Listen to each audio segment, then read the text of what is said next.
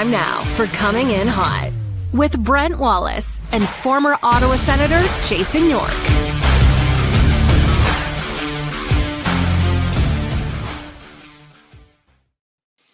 Hello, everybody. Welcome to Coming In Hot. Brent Wallace alongside Jason York. I believe Graeme Nichols is going to join us shortly.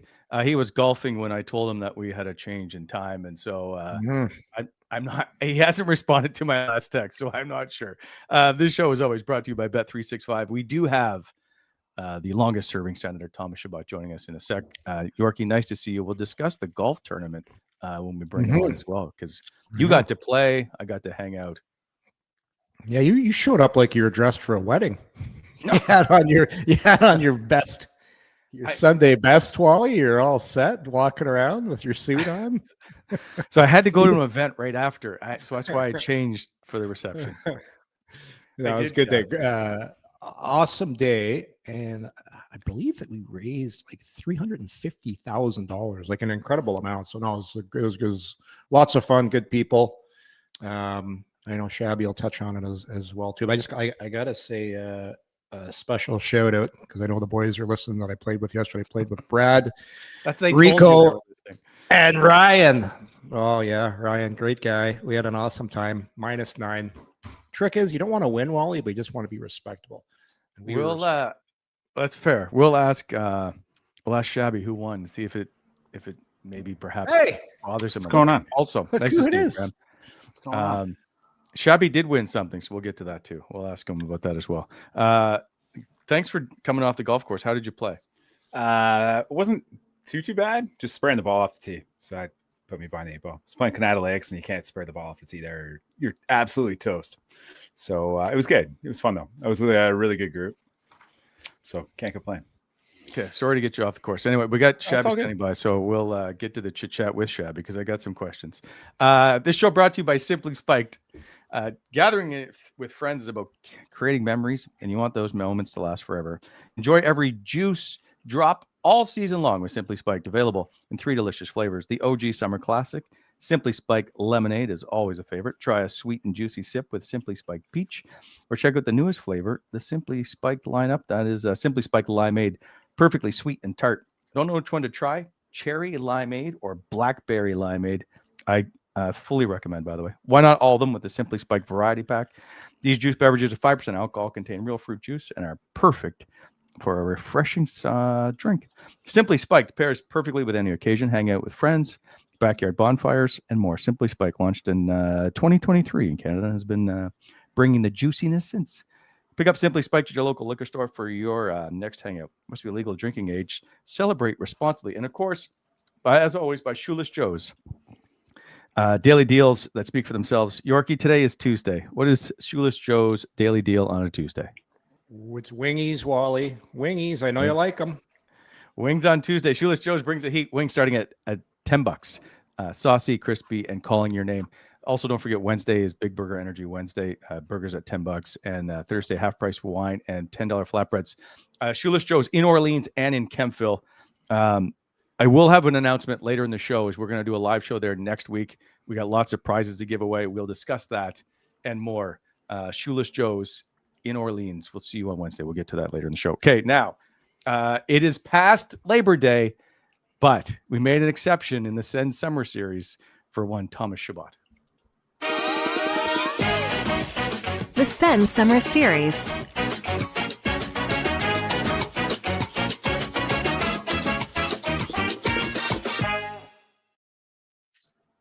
Shabby, nice to see you. Nice to see you, boys. Thanks for having me. Well, I will apologize publicly for the few texts I sent you all summer long to have you on the show.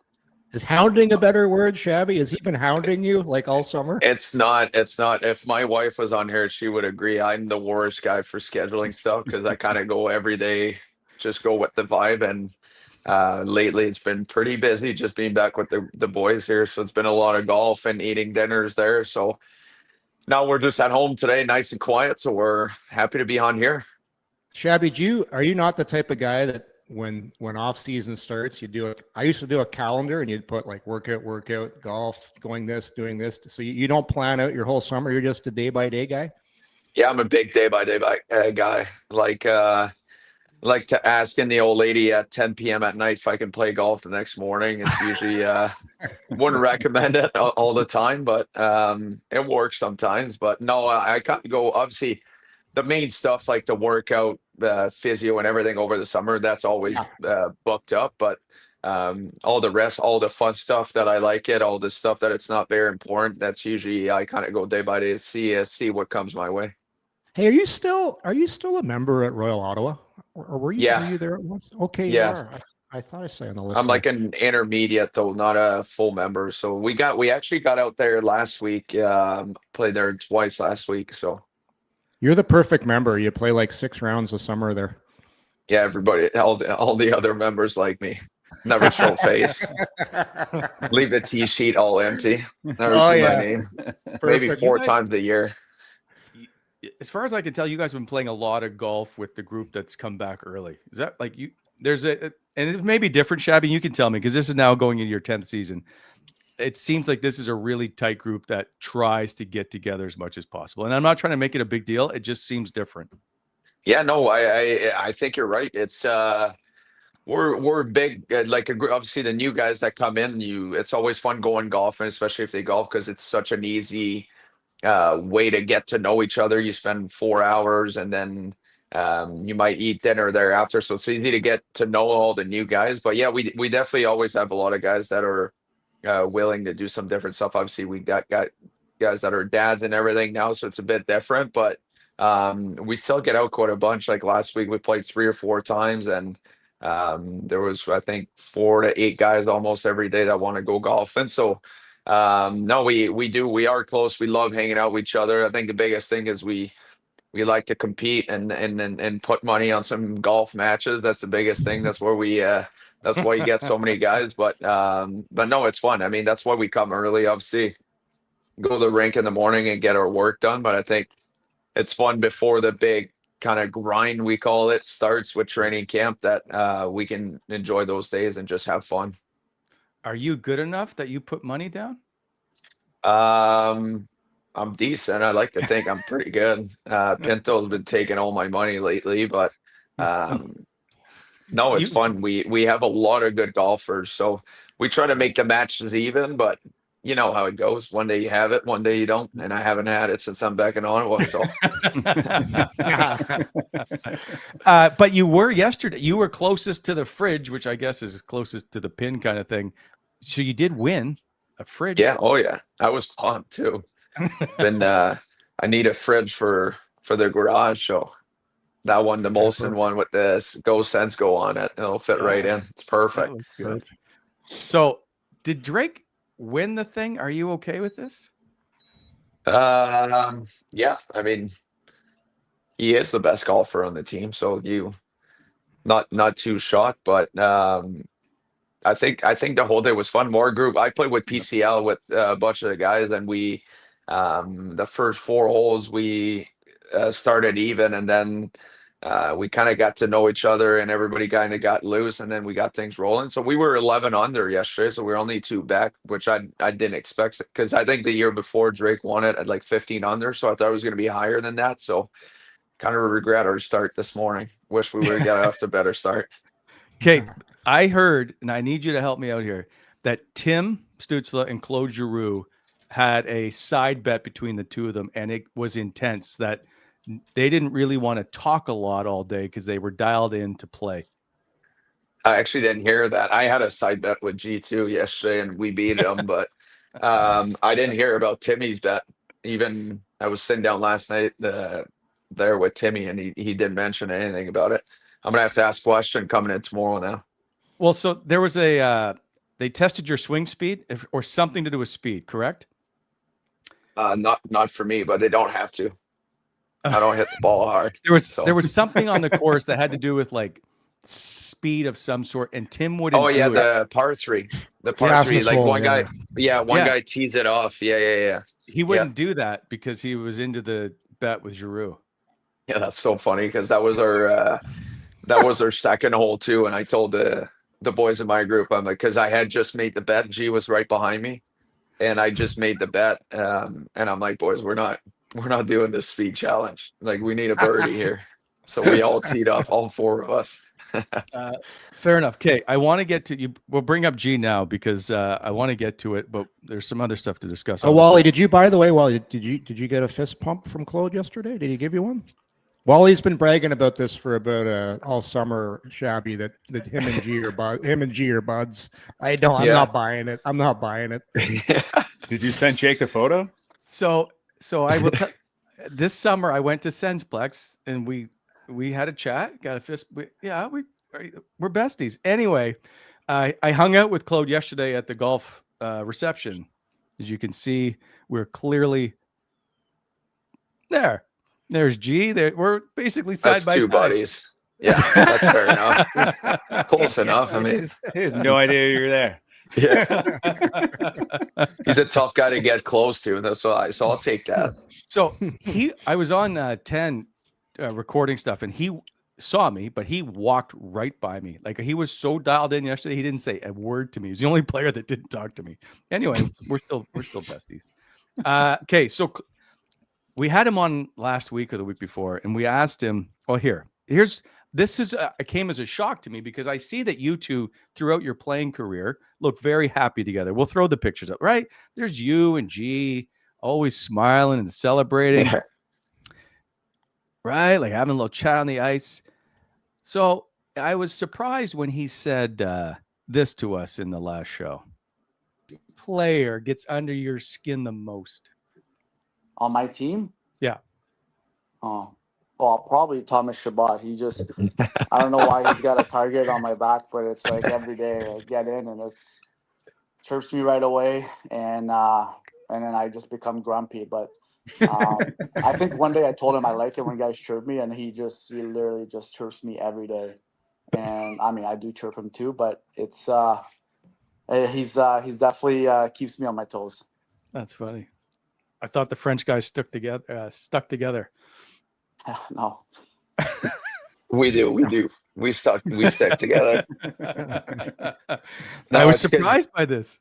Yeah, because I mean, G is just the best. I mean, you guys, like, obviously doesn't give out much, obviously, in just in general, but I don't know. Every day comes in the rink and he's got this freaking game face on, like 24/7, whatever we do. So, and me being the idiot that I am at the rink, then I just always kind of try and get going everybody in the morning, and then he's always the guy that I bump into at some point in the morning, and he's always got this game face on, so I give it to him. But yeah, the biggest part of this thing that he said, it's the end part, is I used to just, when he got traded with us, it's just like you start talking to guys and then you like chirp one guy, see how he takes it, kind of.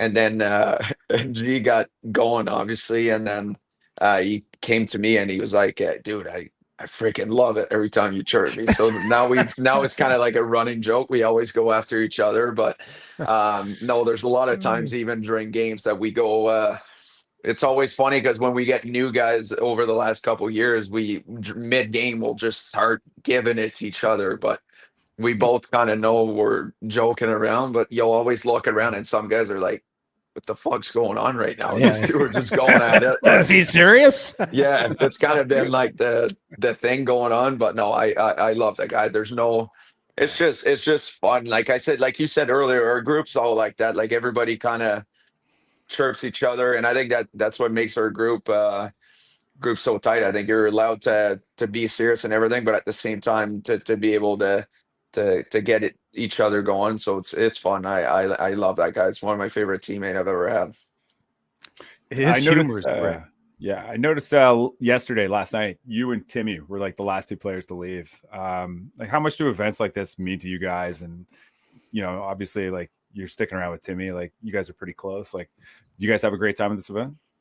Yeah, I had a blast. I think it's always fun, those events, because like I said, it's way before anything's going on. The hockey hasn't started. You're not like tired. You have plenty of time and through your days, and it's just fun getting to know the fans, the sponsors, and whatnot. Obviously, most of the time every year you play with different kind of groups, and then over the years, obviously for myself, like I'm starting to know a bunch of different people there. So it's always Timmy and I just wanted to stick around, and obviously we were sitting down, the two of us, but then you try and chat all day and trying to get to know people. And obviously people know us as hockey players and entertainers, which is totally fine. But we're all normal dudes and we're all approachable. I think in Ottawa, I don't think there's many guys on our team that fans would be like, you can't really talk to that guy. No, I think we try to bring that. It's a small community. It's a small city, I guess, and it's fun to be able to get to know the people and spend some time with them and get to know them better. Shabby, just what you said there. Like, I remember at the beginning yesterday of the day, when everybody was talking. I don't know if you remember when Jacqueline from the foundation was speaking. Like, those were some pretty powerful words, and you can just feel the energy. It's almost like Ottawa's kind of like got a Green Bay Packers thing going on, where it's a small community, people are invested, and like you said, you guys are out and about in the public, and it's always been that way since I was even here. And I just think you guys do a great job interacting with all the people there. Yeah, I mean, I think that's the biggest thing is people show up. Like, you look at last year, there's not a night that the rink is not full, and the city is supporting us. And obviously, playoff was a whole different level, but people are getting behind us. So when I think like Brady is awesome at that, Timmy and the whole group is, but I mean, it starts from there. I think ever since we've been there, and obviously over the years, there's been some tougher years, but you just try and get out there and get to know people and being there, whether it was the skates last year or the hospital visits. And there's so many things that go on behind the scene as well, that not necessarily a camera or there's no pictures going on that people don't know. But what I like the most about that is guys do it on their own, and they're willing to do it. You don't necessarily need TSN or whoever to be there and record you while doing it. And we have so many of those guys, which I think makes it even better, because I think it's easy for guys to show up when they know they're going to be seen and everything. But I think when you really do it behind the scene and really do it on your own, I think that shows a lot about the people we have in that room and as a team. And throughout the season, you see so many different guys on different areas, different times to do it, and I think that's great. I agree. We also don't mention TSN on the show. No, sorry. that's a sore spot, Sharp. We'll beep it out. That'll never happen. I do completely agree with you on the stuff that you guys do behind the scenes, which is tough for sometimes. Like, I will hear about it, but because you guys prefer not to have it publicized, we don't talk about it. But it shows what happens with this group, and on a huger scale, if you will, how important perhaps professional sports or NHL team is to a city and all the stuff that you guys do. So it doesn't go unnoticed. It just maybe doesn't get publicized as much. And so we appreciate the work that you do. Which leads me to, you've seen a lot in 10 years. You've played with 158 players, if I'm not mistaken, over your time. I'm going to get you now to list them all, if you don't mind. Yes. Good luck with that. Yeah.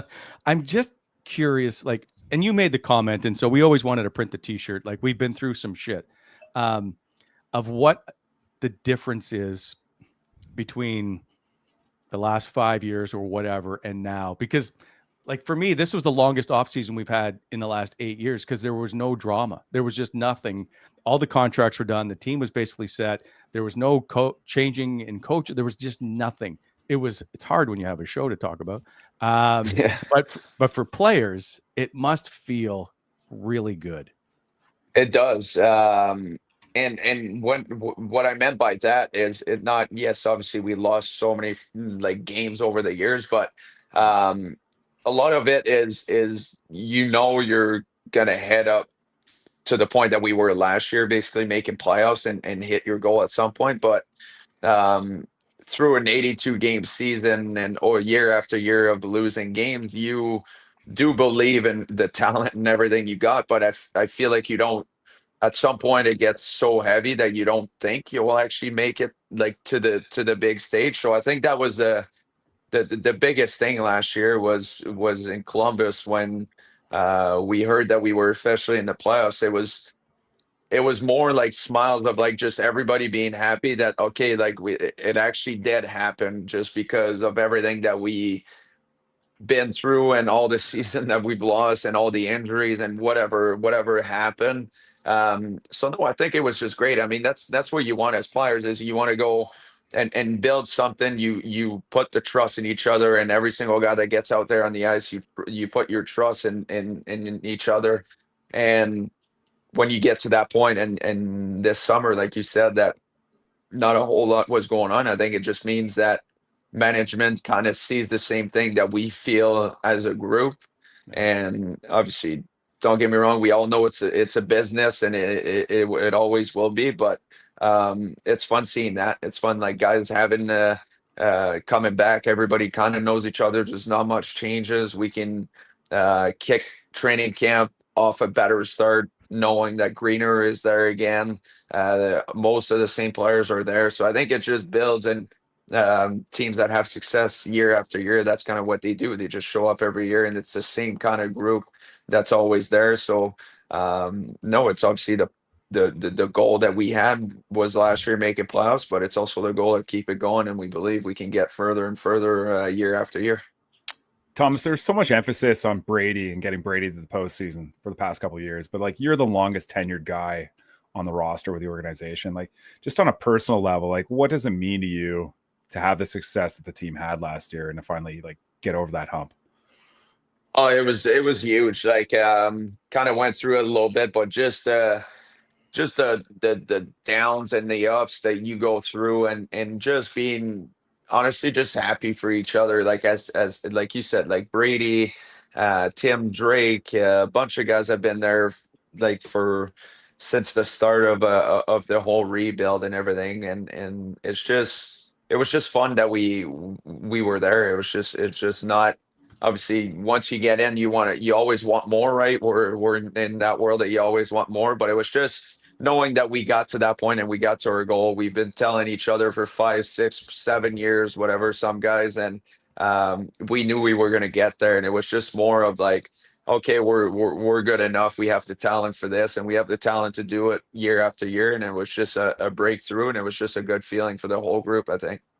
And just to piggyback off that, like, last year you had the wrist surgery. I know I talked to you about it a little bit yesterday at the tournament, but like, you had the wrist surgery. You've had infrequent partners throughout the past several years. Like how important was it just to be healthy, have a stable, consistent partner in Nick Jensen? Like, you finally put together a massive season for yourself, and just like, you're one of the focal points of the team and help get it to that hump. Like, how important was that for you this year? It was huge. I mean, that's what I was asking for over the years, to be honest, to just have one guy that you get out there on the ice every single night with. You build something and you build chemistry with them. And this year with Jens, when he showed up, we kind of kicked it off right away. We felt good with each other. We got along very well, obviously. And I mean, the guy's a stud. The guy's such a good player, and I loved every second we played together last year. And like I said, I know it's kind of came more public, but like the shit that guy went through last year just to play every single night was crazy. And that you can't, I think, as players, as teammates, you can't respect more a guy that'll do anything to just get out there and go play hockey. So no, it was good. It was a fun year last year. Obviously a good year with Jens, but also making playoffs and everything. But also the biggest thing for me was I would have played 81 games last year if I didn't eat a puck in the face and miss one game. I would have played almost 82 games last year, which I had never done. So I think we kind of found something that helped me get ready for the season, and we kind of built off that again this summer. So hopefully the same thing happens. And Chevy, where did you take that puck again? Where did that get you? That get right you here, right under the nose. So yeah, it broke. My nose broke, and then the whole like bone over your teeth like was cracked up everywhere, and it was kind of nuts. It's wasn't fun. So I was like 4 weeks after of eating soft food or whatever. So it wasn't great. Yeah. I've had better times, but we made it. Yeah. It didn't look that bad. It didn't look that bad after you, like, then a couple days after we'd see it, but Like, Yeah. he didn't look that bad. No, I know, because seriously, I don't know how, like, I didn't lose anything. It was just everything was broken, but inside, like, you can't really see anything. And the nose, the next morning, they pushed it back in place. So, I mean, nothing, like, you couldn't really tell. It didn't look like it was, but it definitely, I can confirm to you, did not feel good. But Yeah. just put on the bubble, and we played a couple games with it. Back to Nick Jensen. We call him the strong silent type, as you also alluded to, that he doesn't like to talk a lot. So does he communicate on the ice? Yeah, he does a lot. Once a game, definitely not as much as I do, because I get a little stupid sometimes on the bench and get him going anytime he makes a good move. But no, we talk a lot. We sit next to each other in the room, so there's always a good wide open conversation for both sides, and it's fun. It's fun having a guy that you can get feedbacks from and during games, after games, in practice and everything. So no, it's been a blast. And I'll get to Jordan Spence in a sec, but does a career high plus 17 after all the stuff that you've gone through matter to you, or is it just a stat that doesn't mean anything?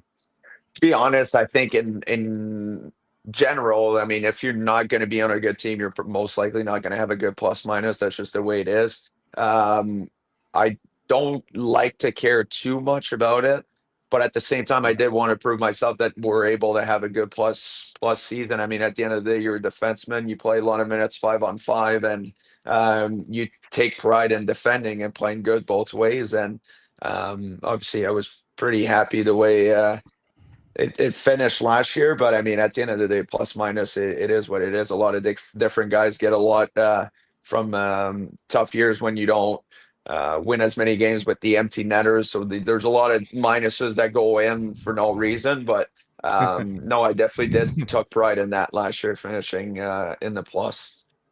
So Shabs, there's a website called Evolving Hockey that has like the proprietary wins above replacement value. Obviously, it's like big in baseball and everything else, but like just in terms of like your value relative to like the league average player, like you were top 20 in the league.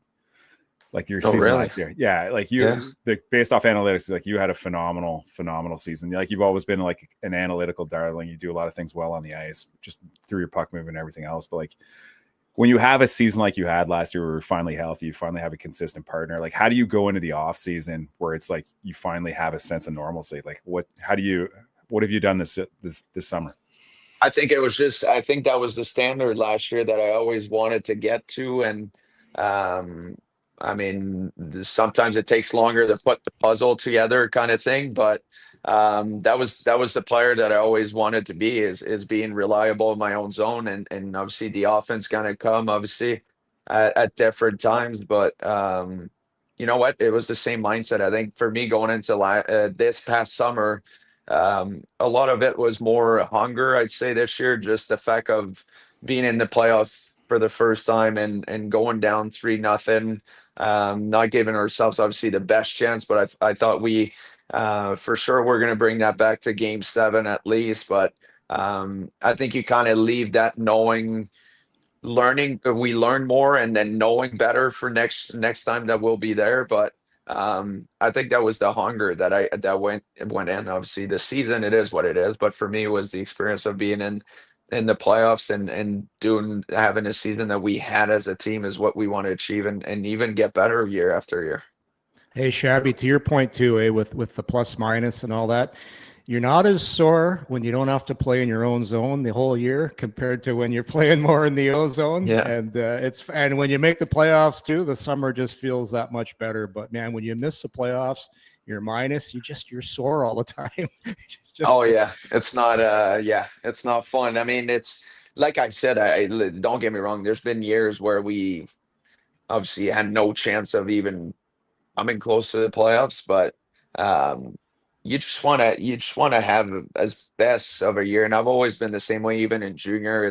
You want to have as best of the year as a team. I think you want everybody to go into the summer feeling good, and obviously that's a little crazy to say out loud. Things don't go that way obviously in life, but you want everybody to go home and feeling like, okay, yeah, we did something, we're getting there.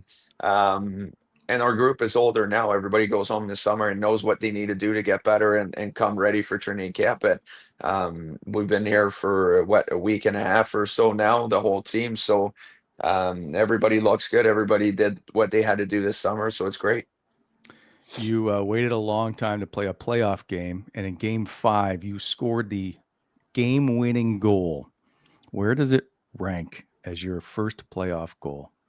Oh, it's up there for sure. It's obviously you dream of playing in the NHL, then you dream of scoring a goal, you dream of making playoffs, and then you dream of doing something in the playoff, and then winning a Stanley Cup. I think those are all the steps as hockey players, but no, I mean, it was fun. Like I said, the whole experience is kind of what we want every year. Now it's not really, obviously it does become a standard as a team, but then I think we kind of just did it on our own. I think as players, it's now our standard just between our group. Don't even talk about whatever the outside world is saying. I think it's just what we want as a team, and we got to be, like we were talking yesterday. Unfortunately, it's not going to get any easier to make playoffs year after year. I mean, our division last year, all 5 teams made the playoffs in the East. So every team gets better every year after each summer. So it's still going to be a grind, but now I feel like now that we tasted that, we won't let that go, and we'll be ready. So as you get ready for the year, we know that it's likely Nick Jensen may not be ready for this season. I'm not talking out of school, but I'm wondering, so if you look at who might be your partner, Jordan Spence would be an obvious choice. Yeah. Have you had much of a conversation with him? I don't know how much you skated with him, but what are your impressions so far? He's a great guy, man. I mean, East Coast guy, they're all good dudes, so they're easy to get along with. But no, he's been great so far. We skated a few times, obviously, in the last week or so, but no, we played golf the other day again. Like I said, he's a funny guy. He's just a chill guy. Likes to be around the boys. Likes hanging out with the guys. So I mean, fits right into our group and what we have here. So, but yeah, like you said, I mean, for partners, it's. Obviously, you hope Jens doesn't miss a whole lot of time, but I mean, at the end of the day, when you go through those things, you want to make sure that you recover as best as you can and get out there and feel like yourself before the injury. So, but no, we'll see what's going to happen. I mean, we'll find out once training camp kind of starts, but we'll see. If we jump around on some questions, I apologize, but people in the chat have wanted to know what your first pick in your fantasy pool was. That's the important stuff. Yeah. Did you not have first pick overall? No, I had third this year. I took Saquon. Oh, shabby. I had third in mine too. I went Saquon too. Yeah, there you go. I like that. Yeah. Everybody was talking about the Madden cover curse. I guess there's like a curse when you're the Madden cover. Yeah. You guys ever heard of that? Yeah. Yeah. That's why I don't want to see the Cowboys ever on it again. I still Not that they will be because they're terrible. Yeah. But are you a Cowboys fan? Maybe. Yeah. Wally, you're not the Cowboys type of fan. You're kind of like, I'd see you more as like a Cleveland Browns fan. No, I go back to oh God, now I can't think. Who's the coach? A longtime coach. For the Cowboys. The Cowboys? Jimmy Johnson. No. Yeah. What the hell is his name? I just watched the Cowboys. Anyway, the Cowboys thing on Netflix. It's Tom Landry. That's right. So I go way back to that era. Anyway, Ed Too Tall Jones and whatnot. So how'd you take that, Micah Parson? What'd you think of that? So I'm guessing that there was a lot more that went on behind the scenes in the locker room that made him kind of expendable.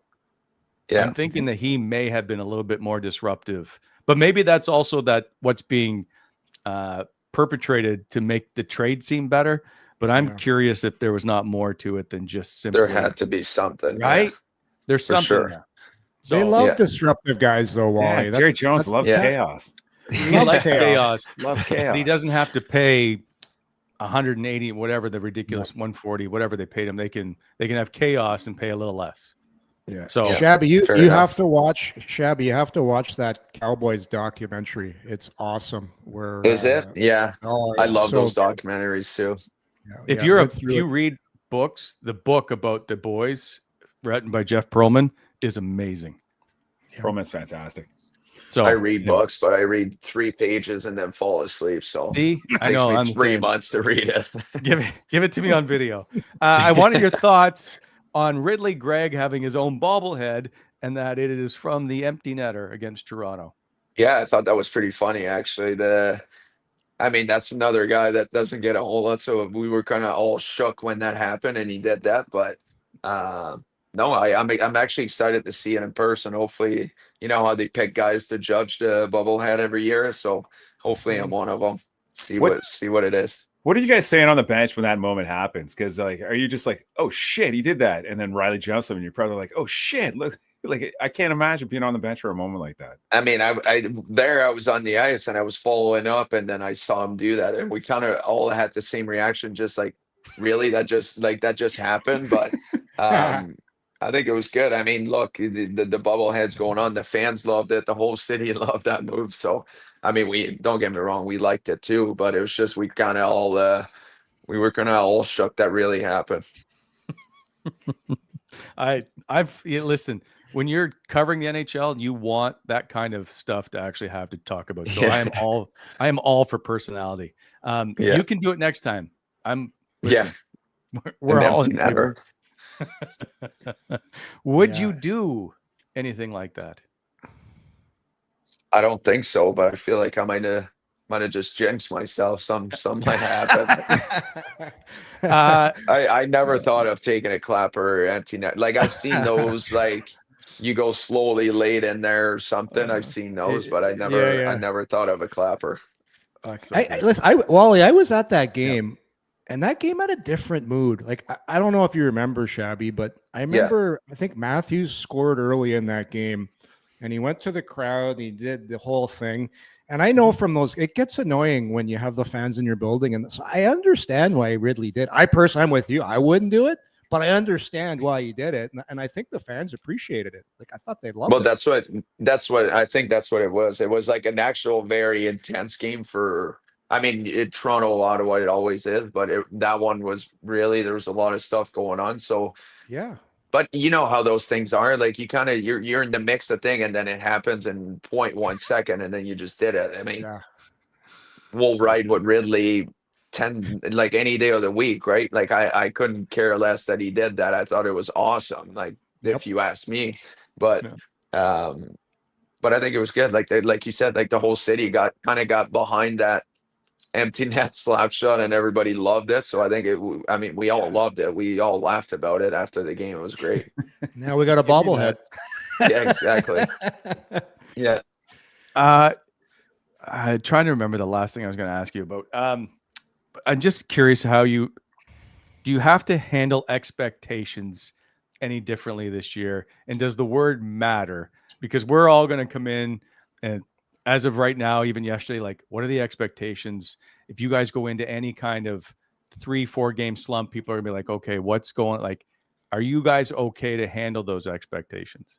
Yeah, I think so. I think we're going with the same mindset as we did last year. I mean, there's nothing, like you said, there's no player, not a whole lot of changes in our lineup, and we just want to be part of playoff hockey. It's simple as that. There's no expectation. I mean, the expectation now that we've played in playoffs hockey, that's what we want as a group. And there's no, like I said earlier, it's not going to get ever easier to get in there, but we know what we have. We know we have a lot of talent. We have a very good team. So like I said, I mean, it was a fun year last year, but at some point you got to turn the page and then move forward. And this is the time of the year that we're going to do it.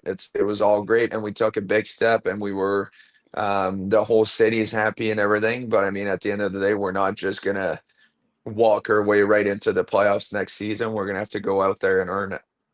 Shabby, how happy are you to start a new season and not be asked how happy you are about last year? Yeah, seriously. No, it's like I said, it's just fun, man. Like the whole group, like everybody coming back, like it's the same guys. It's the same kind of training camp, probably most likely ish we're gonna have. Um, it's fun. It's stable, and then we're all on the same page. We're all ready to go, and we have a good thing going. So hopefully we get it right off the bat in Florida. Third all time in points in Senators history. And I know your career's not done by any stretch of the imagination. Do you ever look at where you perhaps sit all time in the Sens? And I think when it comes to games, you might be fourth, one of only, I think, four to have played 500 games or something to that effect. Do you pay any attention, or do you just say, you know what, I'll look at it when my career's done?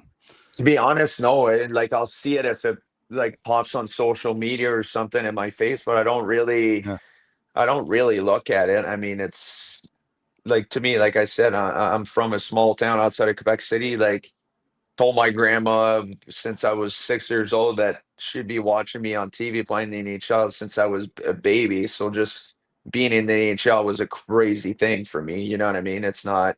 So I just enjoy it. Man. Like I love every second I've spent in Ottawa. I love the city, the organization, the fans, everybody.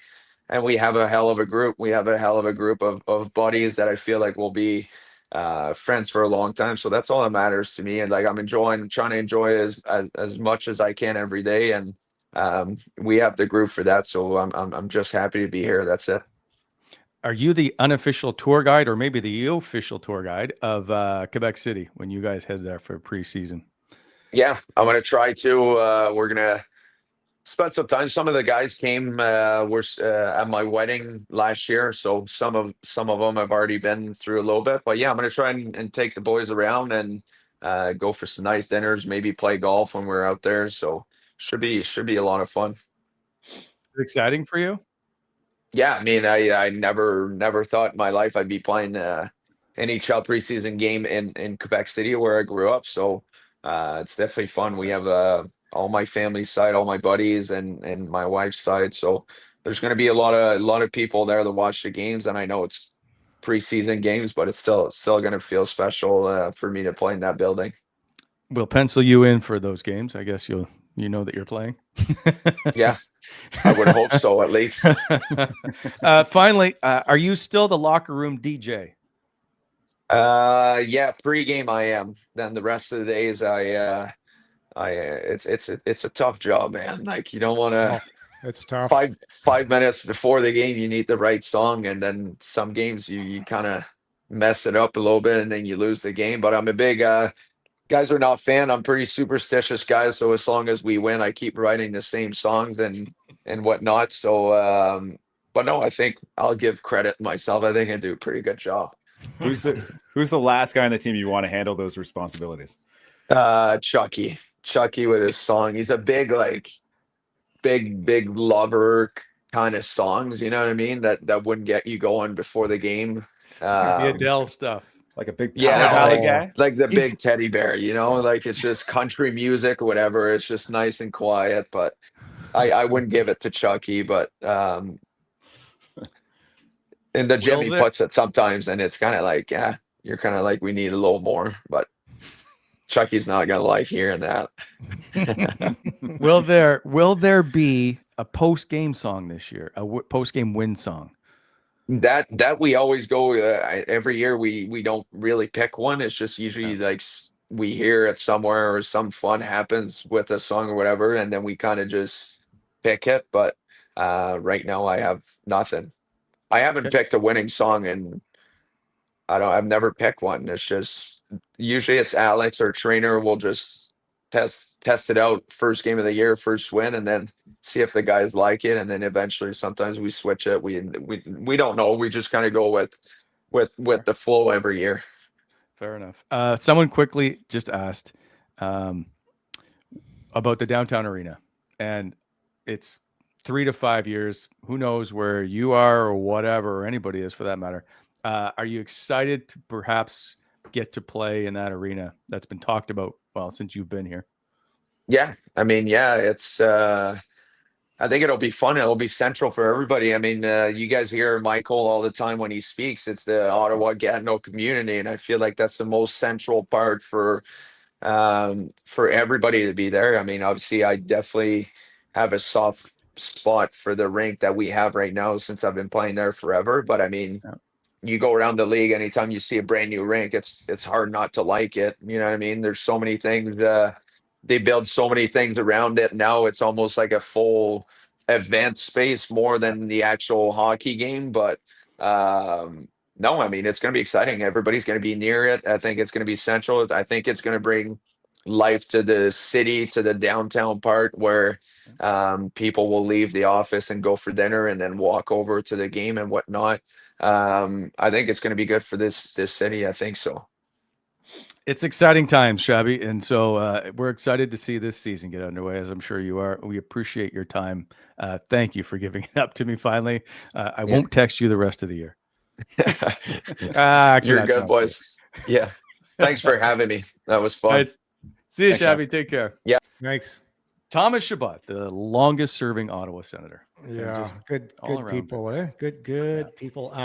And we talked about this a lot, Wally, the last couple of years on the show. When this team was going through some bad times, he's always been the guy to get the boys together, organizing the team parties, making sure the guys are still tight, because it's easy to have a good atmosphere when you're winning, but when you're losing, it can get ugly in a hurry. So no, he's always been the guy. He doesn't get I don't think he gets enough credit for what he does off the ice. Like Brady, rightfully so, he's Brady, right? He's larger than life personality, Claude Giroux. But I think Thomas Chabot, like behind the scenes, does a lot of things people don't know about. He's a glue guy. You need those glue guys. Yep. So two things about him. He's almost like Chris Phillips in that anytime there's a loss, Thomas Chabot will come out and answer any question. It's tough. Which is huge. And he Nobody always wants to do that. Nobody wants to do it, but somebody's got to do it. So that's number one. Number two is, do you remember when they needed a new captain after Carlson was gone, and there was a debate whether it was going to be Shabby or Brady, and for a while there was a back and forth.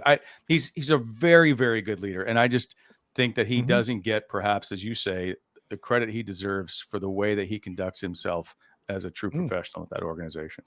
100%. No, 100%. But no, you can tell good quality people. And you guys remember yesterday at the golf tournament, what's the one thing when Michael Andlauer was talking, Steve Stais was talking, it's that same word you keep hearing all the time, right? You build good teams with good character. So most of this team from the losing years is pretty well gone, but Thomas has been here the longest, and reason why, he's got character. And that's how you win. And never causes a problem, which is a whole other, right? So that room is just loaded with really good people at the moment. Jordan Spence being Lars Eller, another one. Lars Eller he's a nice feller.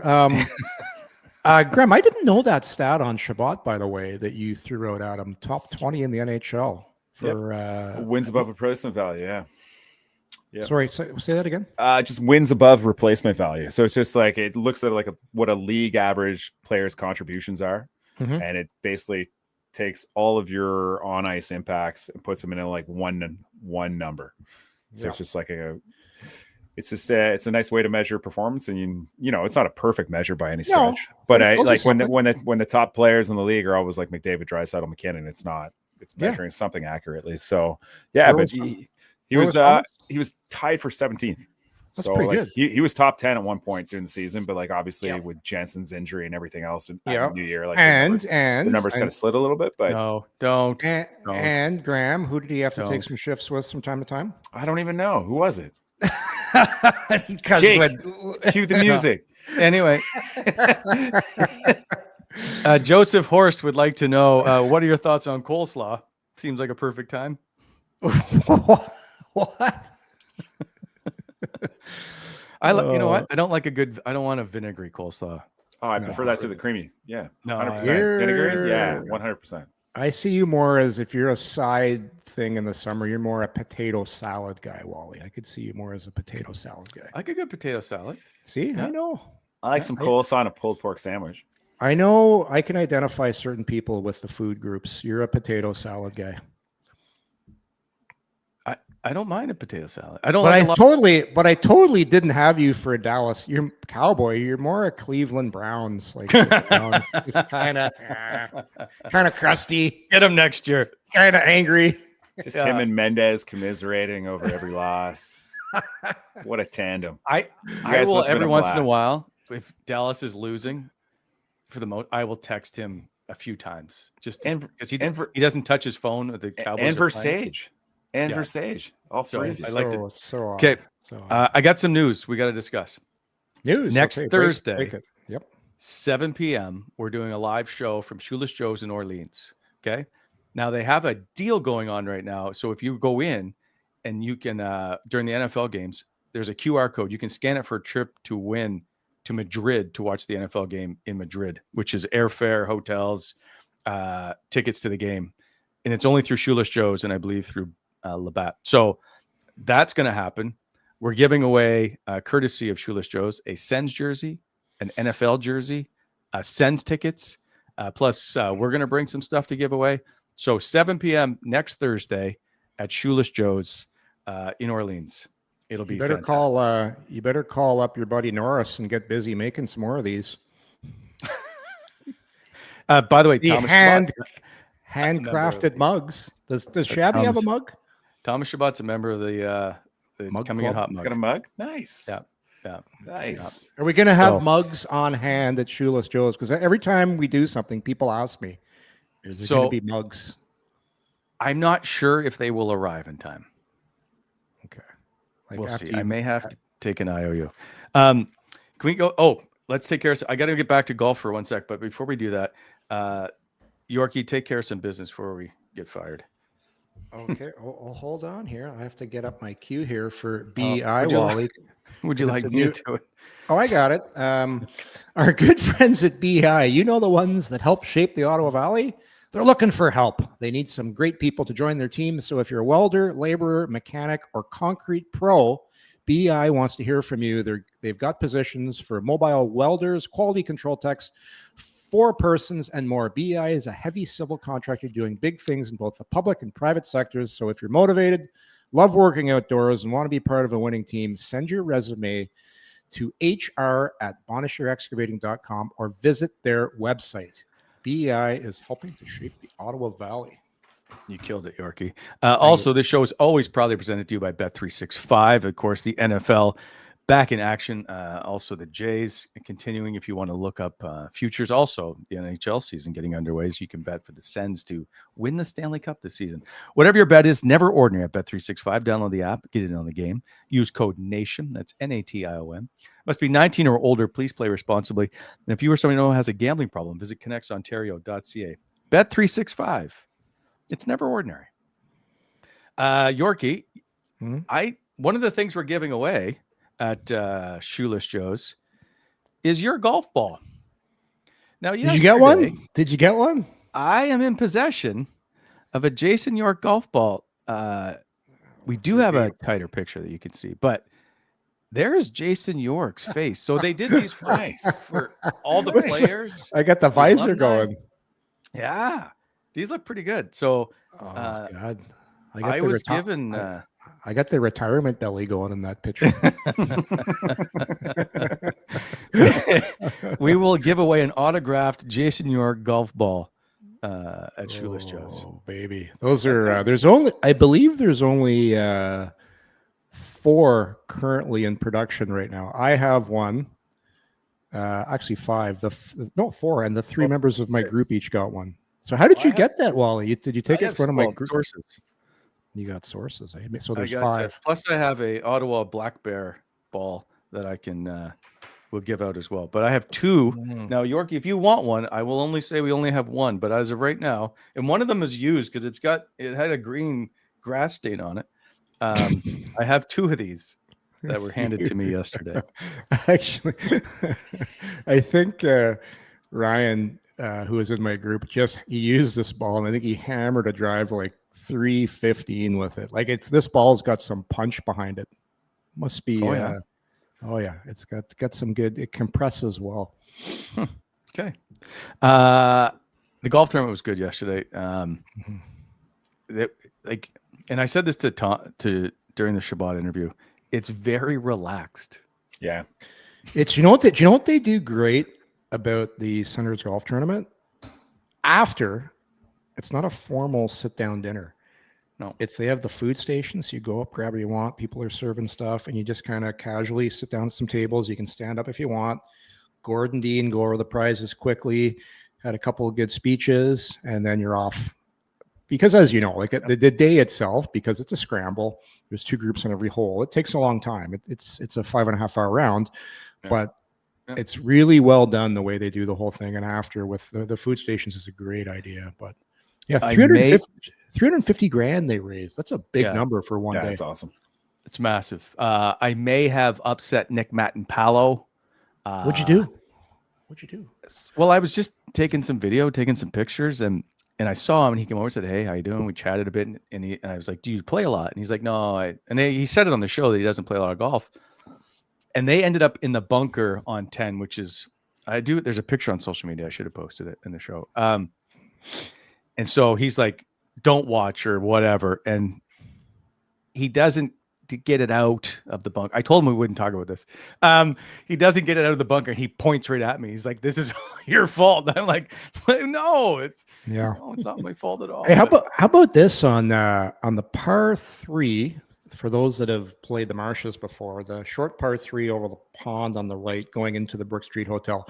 The big boss was there, Michael Andlauer, on the hole, hitting on the par 3. So my group had a abnormally great hole where all 4 of us hit a good shot. Like we all stuck it to like 10 feet, 15 feet. So Michael gets up and throws a dart in there 4 feet from the pin. Does a little bow after. Oh yeah, he's nice. He's got a buttery swing with the short iron. Like it was pretty good. Oh. No, you could tell he's played a lot. He's played a lot of golf. Sure, he doesn't have the time he used to, but no, it was under pressure. He was, 4 guys thrown in there, and I got to give him some kudos there. Like he stuck it in there to 4 feet. I think he may have more time now since he sold the company. Yeah. So he might have more time to play. He did say he watches the show, enjoyed the Jordan Spence interview. So that was good. Like I'm still impressed with Jordan Spence, and that's my like I said last time on the show, he's my surprise guy to start the season off and play above expectations. He's a former defenseman of the year, right? In the Quebec League, maybe even CHL defenseman. I know he was Quebec defenseman of the year for sure.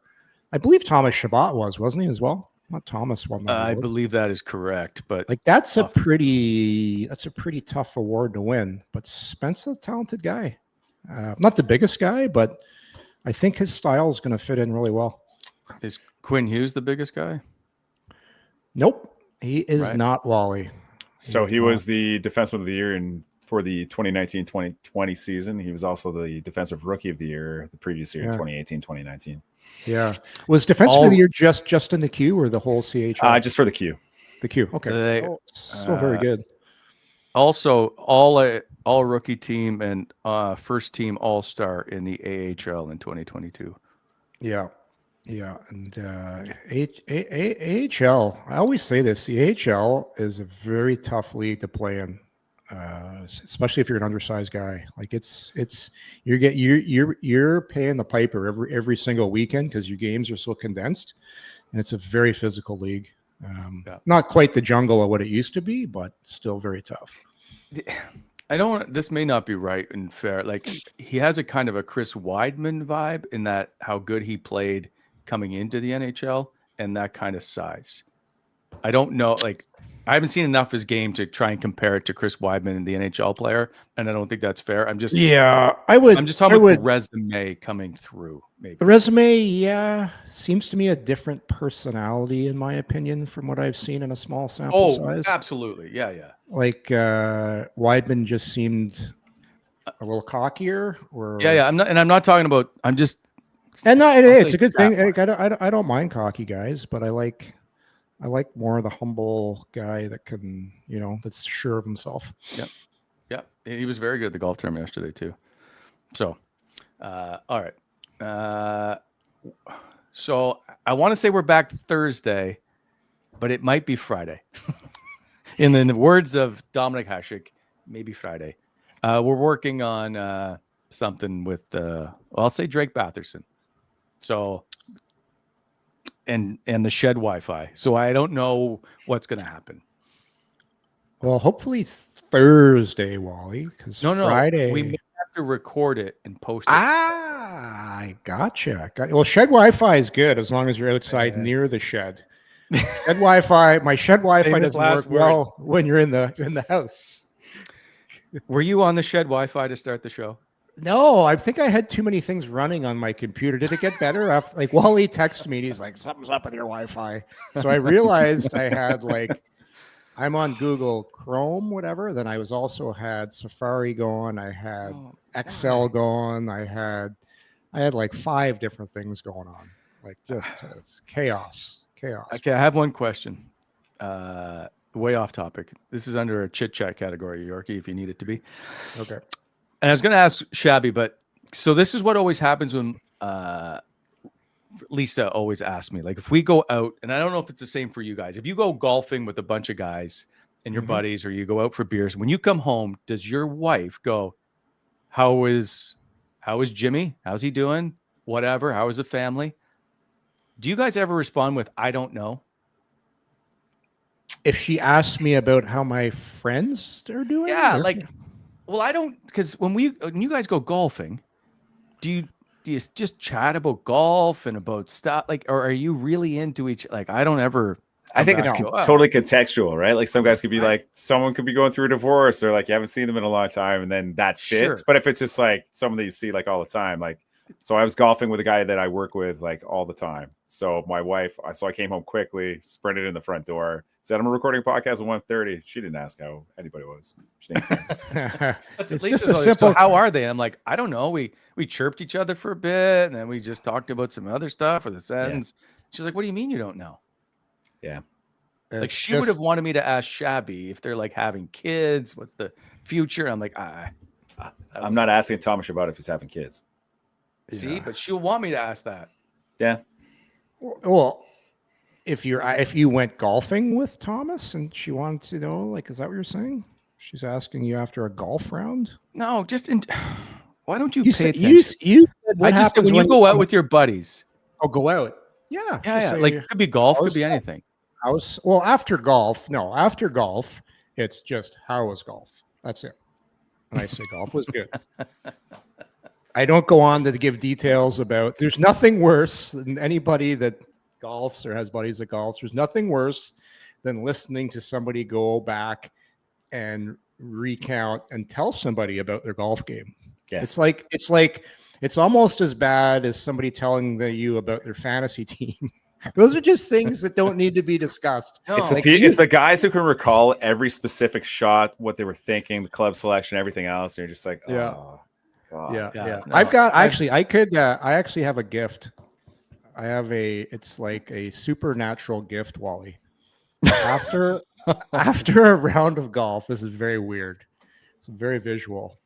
I can go over and tell everybody's scores and shots that led to those scores after the round. I can say, no, you had a 4 there. You did this, you did this, you did that. And that's why, and I'll tell them hole by hole. It's weird. Ask me to do an algebra thing or calculus, no chance. But photographic memory for golf shots and scores, and 80s music as well, Wally. 80s music.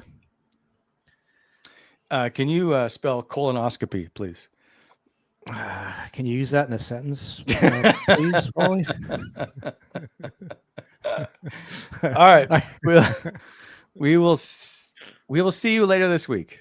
I just don't know how it's going to play out, but we're working on a show. Is this like Yorkie and I are on the course again? You text us saying, "Hey, we record in half an hour. Are you going to be there?" This wasn't on me. Maybe. What were you gonna do if I told you, because you asked me at noon? Hey, what would you do if I said, "Hey, no, I'm like." Can I explain?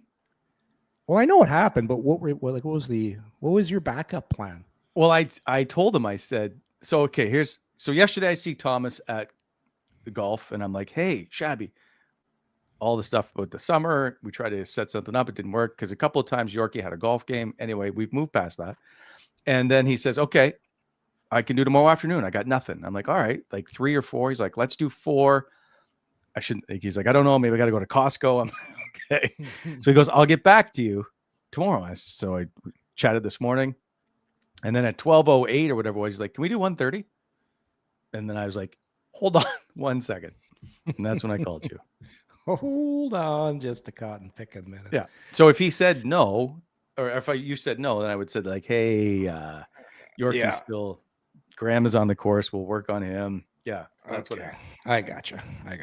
Okay. So tomorrow, Thursday show, maybe Friday, we present it online. Yes. Is that what's going on here? Yeah. Okay. And surprise location potentially. There's a lot of moving parts.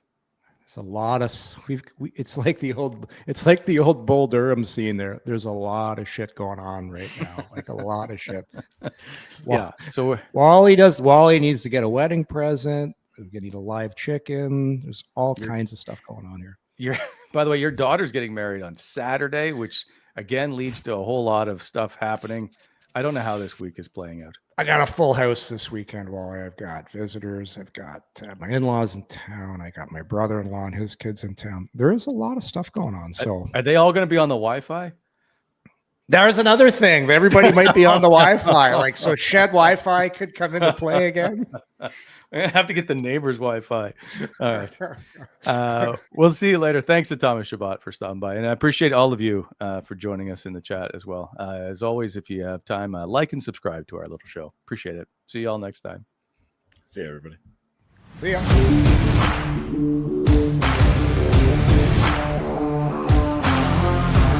Thanks for tuning in to Coming In Hot. If you enjoyed the show, hit that like button and be sure to subscribe to never miss an episode.